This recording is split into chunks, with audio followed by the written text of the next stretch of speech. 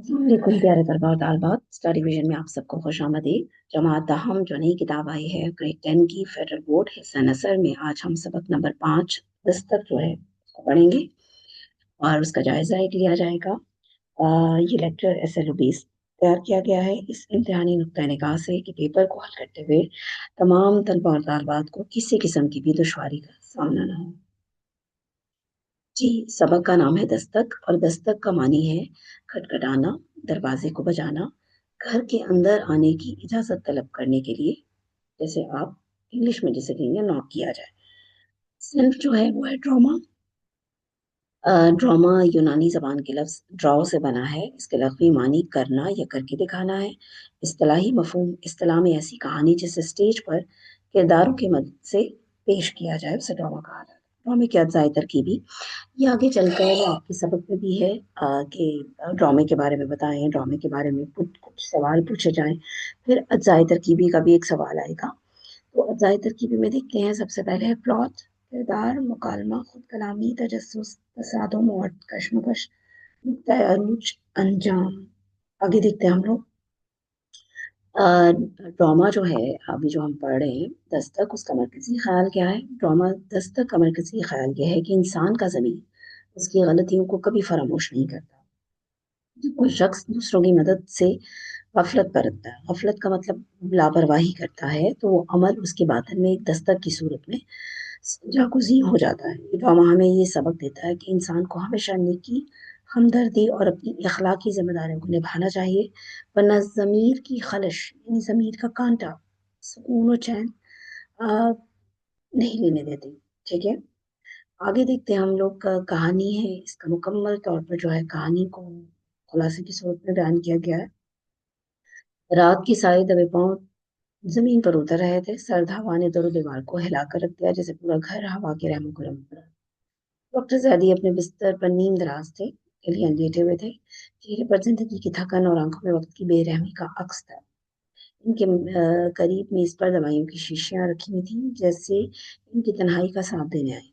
ये डॉक्टर जैदी जो है ये बुढ़ापे की इनकी हालत और कैफियत बताई गई। वे बूढ़े हो गए हैं, बीमार हैं, दवाइयां करी हुई पड़ी हुई हैं इनके मेज पर।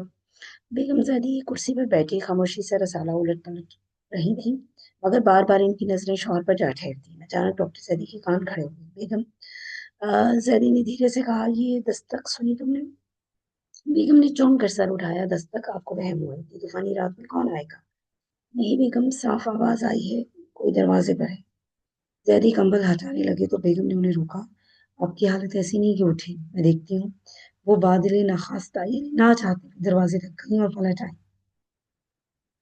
कोई नहीं है, हवा की झोंकों का शोर है, आप खामखा अपना दिल छोटा कर रहे हैं। जैदी ने बेयकीनी से आंखें मूंद ली। ये कोई पहला मौका नहीं था जब उन्हें दरवाजे पर दस्तक का वहम हुआ हो। अब यानी बहुत पहले डॉक्टर जैदी जो है उनको बड़ी मर्तबा ऐसे महसूस होता था कि दरवाजे पर दस्तक हुई, कोई दरवाजा खटखटा रहा है। रात का पिछला पहर था जब डॉक्टर बुरहान आया, जवान, हमदर्द और फर्स्ट नमाज। वो रोज की तरह जैदी की खबरगिरी करने आया। अब डॉक्टर जैदी भी डॉक्टर था और बुरहान भी डॉक्टर था, दोनों हम पेशा थे। बेगम जैदी ने चाय बनाते हुए कहा, ये अक्सर कहती हैं कि कोई दरवाजे पर दस्तक देता है, हालांकि बाहर कोई नहीं होता। बुरहान ने नरमी से पूछा, डॉक्टर साहब, आपको ये आवाजें कब से आती हैं? अब डॉक्टर तो आपको पता है कि अपना फर्ज निभाते हुए मरीज से अंदर की बात, गहरी बात और मरीज को जांचते हुए मुकम्मल तौर पर तफसीलन पूछते ही हैं। जैदी ने एक लम्हा आंखें बंद की और माजी के धुंधलकों में खो गए। अब वो जब माजी में खोए हैं तो वो क्या आप कह रहे हैं? एक बूढ़ा शख्स सामने खड़ा था, चेहरे पर बेबसी के साए थे। कहने लगा कि मेरा बेटा सख्त बीमार है, खुदा के लिए मेरे साथ चले। मगर मैंने उसे टाल दिया, कहा सुबहाना।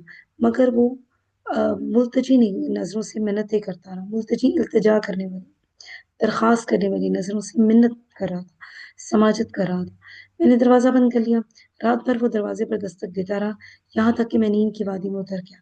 सुबह जब आंख खुली तो खबर मिली कि उसका बेटा रात को दम तोड़ गया। उस दिन से वो दस्तक मेरे दिल पर पत्थर की तरह बोझ बनकर बैठ गई।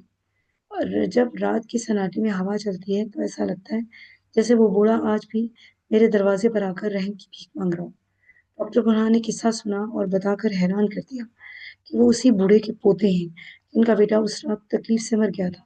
برہان نے گہرا سانس لیا اور دھیرے سے کہا کہ ڈاکٹر صاحب، وہ بوڑھا تو چلا گیا، مگر اب آپ کا ضمیر دروازے پر دستک دیتا۔ آپ خود کو ملامت کی زنجیروں میں جکڑے بیٹھی، ماضی کو سینے سے لگائے رکھنے سے حال بوجھ بن جاتا ہے۔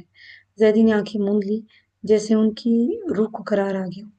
برسوں کا بوجھ آنکھوں سے آنسو بن کر بہنے لگا۔ برہان نے خدا حافظ کہا اور چلا گیا۔ اس رات کے بعد زیدی کو کبھی دروازے پر دستک نہیں سنائی دی۔ اب اس میں ہم کردار نگاری دیکھتے ہیں، جو کہ آپ کو ایسل و بیس کے حوالے سے جب تفہیمی عبارت آئے گی تو کسی نہ کسی کردار کا جائزہ، کردار کے حوالے سے بھی سوال آ سکتا ہے۔ ڈاکٹر زیدی ایک پچھتاوے میں جکڑا شخص جو اپنے ماضی سے نجات نہیں پا رہا تھا۔ آگے دیکھتے ہیں ہم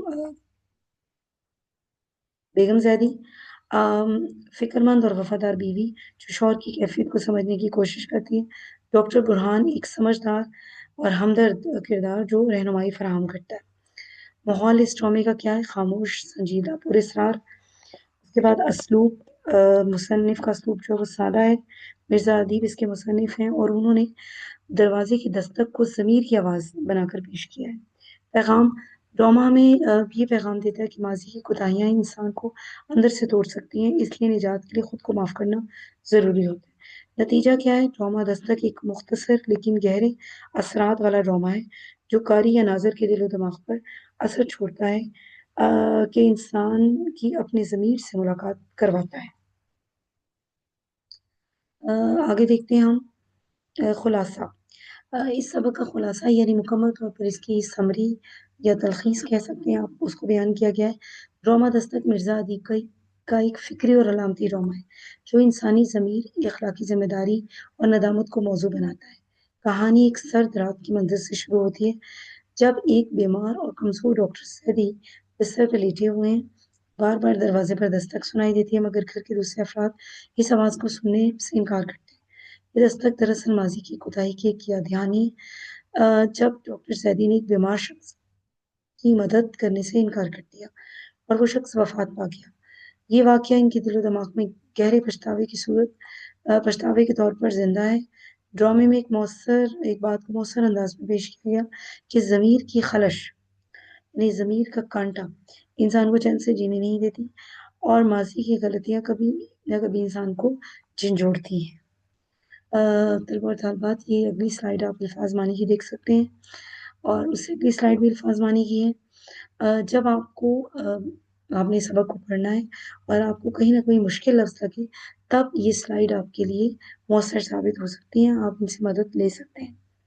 آگے ہے ڈرامہ، یہ میں نے آپ کو جو کہ پہلی سبق کی بالکل شروع میں بتایا تھا کہ ڈرامہ جب پڑھیں گے تب یہ بائیں جانب آپ دیکھیے گا کہ کچھ جو ہیں وہ سوالات پوچھے گئے ہیں۔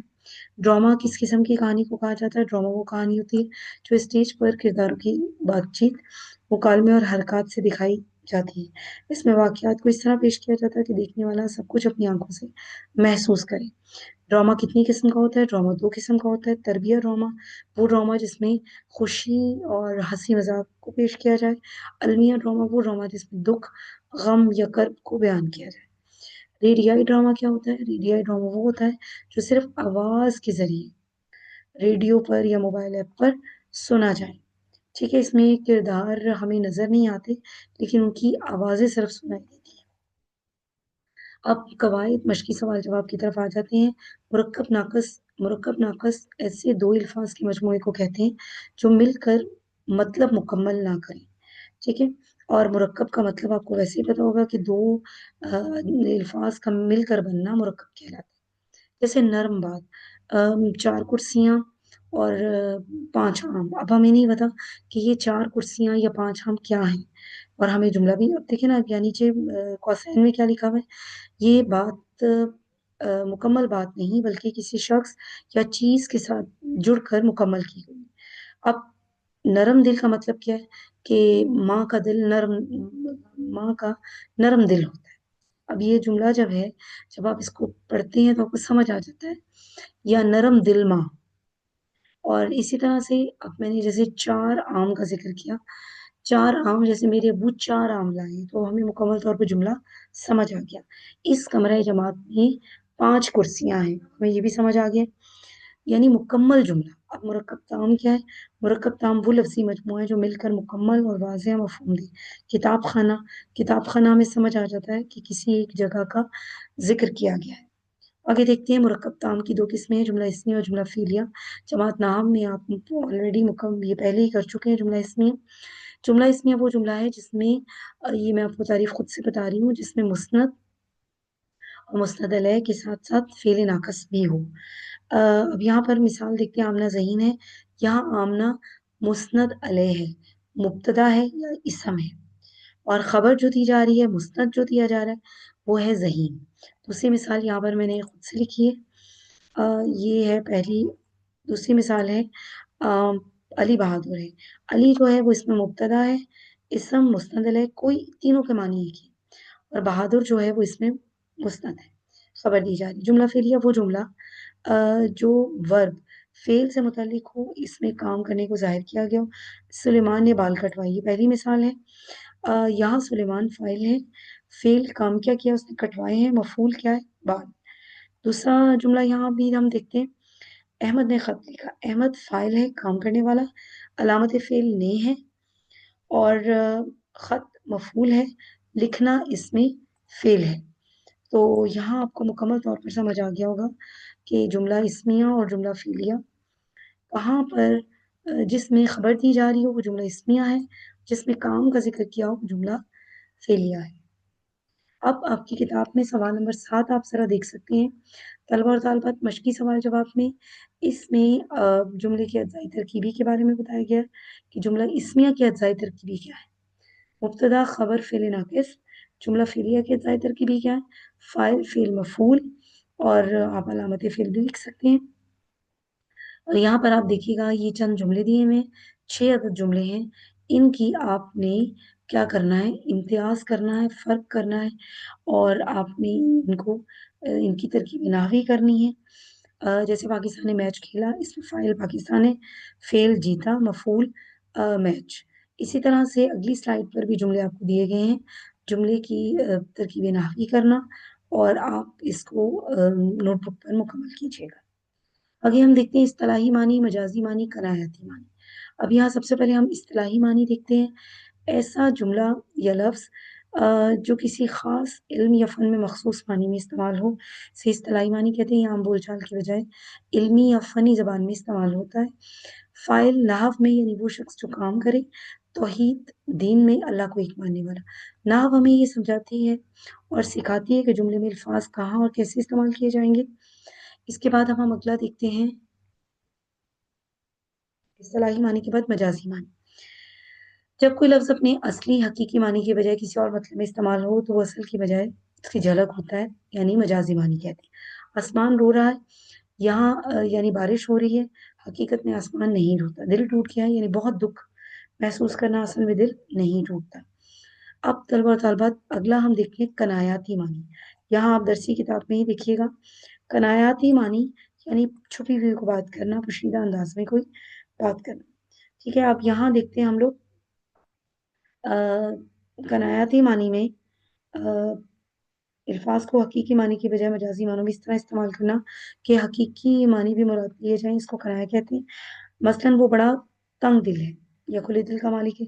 तंग दिल का मतलब कंजूस है, और खुले दिल का मतलब है कि वो बहुत शाखर्च है। यहाँ और तालबात हमारा जो आज का लेक्चर है वो अब ख़त्म हो जाता है, और उम्मीद है कि आपको बहुत अच्छी तरह से समझ आ गई होगी।